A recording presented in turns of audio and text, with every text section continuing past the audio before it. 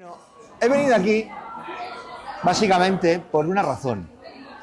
Cada año salen las pruebas IACSE, los resultados, y es sorprendente pues cómo hay una diferencia tan grande entre los resultados de la educación de los alumnos en Baleares de la educación pública y los resultados de los alumnos de Baleares de la educación privada o concertada. Entonces, ¿por qué hay tanta diferencia?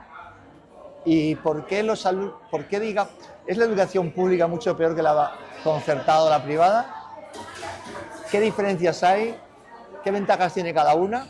Mira, yo diría que todas tienen sus cosas, y partiendo del principio que considero fundamental, que es el principio de subsidiariedad, o sea, el Estado tiene la obligación de llegar en la sociedad a los lugares donde la iniciativa privada no puede llegar. Igual que hay sanidad pública y hay sanidad privada, pues está claro que tiene que haber una educación pública y una educación privada. Y las personas que quieran directamente una educación concreta para sus hijos de una línea concreta, pues pueden elegir una educación privada o concertada. Y hay muchas personas que el Estado tiene que ser capaz de absorber a las personas que no tienen esa posibilidad. Y eso precisamente es la función que cumplimos en la educación pública, que es una educación completamente de servicio a la sociedad y que evidentemente pues tiene muchas dificultades, porque ese es el primer tema del que yo planteo, el hacer equipos de trabajo. Cuando uno trabaja en un centro privado, pues está claro que hay una línea de funcionamiento muy clara, sea un funcionamiento religioso, sea un planteamiento ecologista, hay una directiva, un empresario que paga ese colegio y decide sobre qué es lo que tiene que hacer. Claro, en la educación pública el empresario es el Estado y los trabajadores somos gente muy diversa, porque normalmente hemos aprobado unas oposiciones, venimos de situaciones muy diversas y por lo tanto pues cada uno es hijo de su padre y de su madre, por decirlo de alguna manera. Y es muchas veces muy difícil hacer equipo, porque venimos de sitios distintos y cada uno, hay el lema ese de que cada maestrillo tiene su librillo. Y yo doy mis clases, tengo mi método y ya está. Bueno, pues quizás es una de las razones por las que a lo mejor la educación pública a veces no triunfa como triunfa la educación concertada o privada, porque falta más trabajo en equipo. Y eso es uno de mis planteamientos que quiero plantear aquí, ¿no? En los 25 años que llevo de clase, en los años que he estado en equipos donde ha habido trabajo en equipo, se nota muchísimo. Y el trabajo en equipo se puede poner en cosas generales, como puede ser, por ejemplo, pues hacer un proyecto ecológico, de proyecto ambiental de centro, en que nos vamos a poner todos a ver cómo podemos hacer para concienciar a los alumnos en qué se tiene que cuidar más el planeta. Me acuerdo de un proyecto precioso que hicimos en el Archiduque Salvador de reciclaje, en que nos implicamos todos los profesores.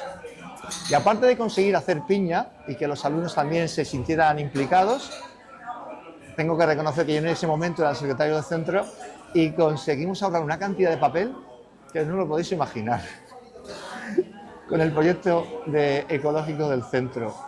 Bueno, pero eso es un proyecto muy concreto que implica a mucha gente. Pero, por ejemplo, tiene mucho más efectividad el plan de las normas del centro cuando nos ponemos a una. Algo tan sencillo como ahora lo que está de moda, el tema del móvil. Hay centros en que se decide que el móvil no se mete en el centro y hay centros donde parece que da igual. Pues eso se nota mucho. Porque cuando todos nos ponemos a que en este centro no hay móvil y los alumnos desde que entramos, incluidos los profesores, no hay móvil, pues hay trabajo en equipo. Y cuando hay un centro donde, por desgracia, pues un profesor deja el móvil y otro no deja el móvil, o uno deja el chicle, el otro no deja el chicle, uno deja auriculares, otro no deja auriculares, pues también se nota. Y entonces la eficiencia se pierde, porque los alumnos no son tontos. y saben perfectamente cuando hay una cosa que hacemos todos o cuando no las hacemos. Y yo creo que de verdad, una cosa que en la educación pública, por eso digo que es una asignatura pendiente, tenemos que aprender es a trabajar en equipo. Y a veces podemos perder más tiempo, porque se pierde más tiempo en reuniones, se pierde más tiempo en coordinarnos, se pierde más tiempo en ponernos de acuerdo, pero luego lo que ganamos es infinitamente mayor. Bueno, no sé si con esto me queréis preguntar algo, o queréis poner algún episodio.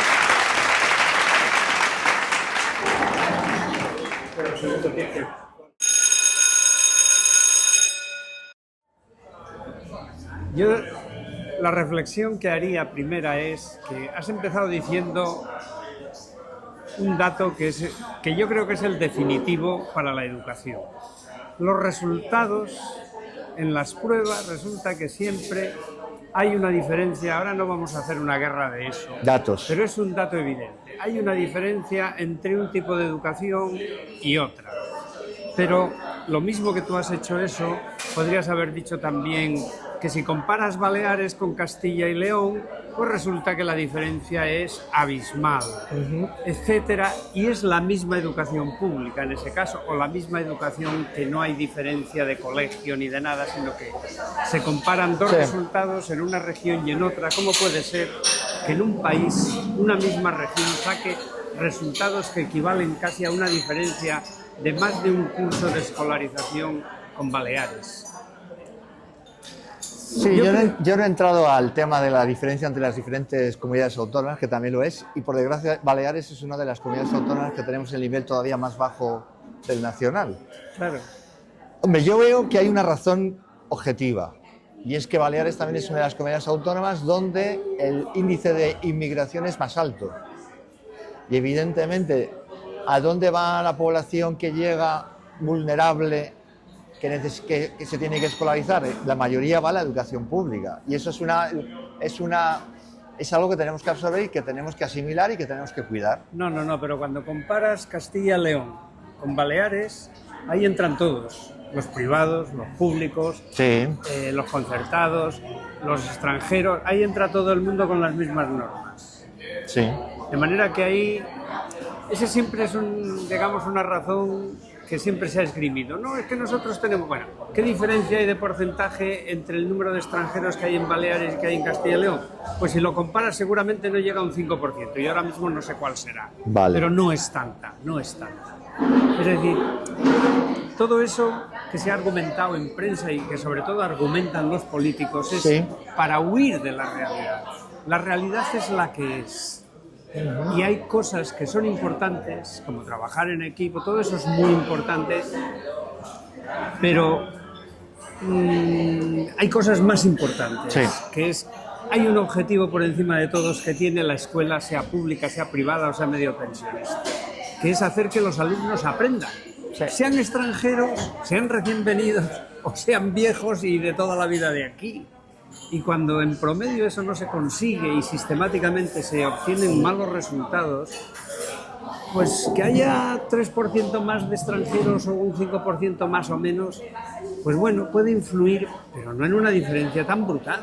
Entonces, el problema es que no se coge el toro por los cuernos, y eso no es culpa de los profesores, no estoy culpando a los profesores, sino estoy culpando a que realmente no se enfoca la educación por donde es importante. Y muchas veces los profesores hacen incluso esfuerzos, como tú describías ahora, que son muy meritorios y qué tal, pero... que luego mueren. No, a lo mejor siguen, pero el problema no es de los profesores, el problema es que los políticos, en vez de enfocarse en tanto cambio de ley, tanta cosa, que no consigue nada, porque estamos en el mismo punto donde estábamos hace 20 años cuando tú empezaste.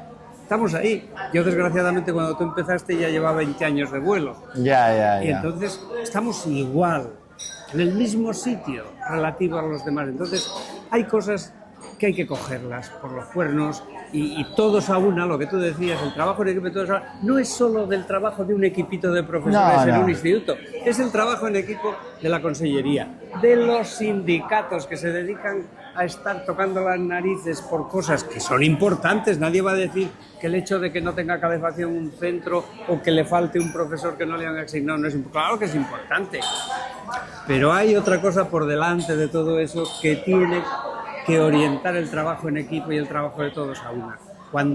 Mientras eso no se consiga, estamos perdidos porque estamos en eso, en diferencias grandes y en chicos que no aprenden, que en una sociedad normal no se debería permitir. Está claro, en una sociedad normal, pero claro, como puede muy posiblemente que estemos en una sociedad en crisis, pues es la educación que es parte de esa sociedad. Años. Sí, pero fíjate, mi segundo planteamiento es lo que has dicho tú, lo más importante de la educación es educar. Y yo diría que incluso, a lo mejor me paso de frenada, pero yo diría que la educación aparte es formar personas.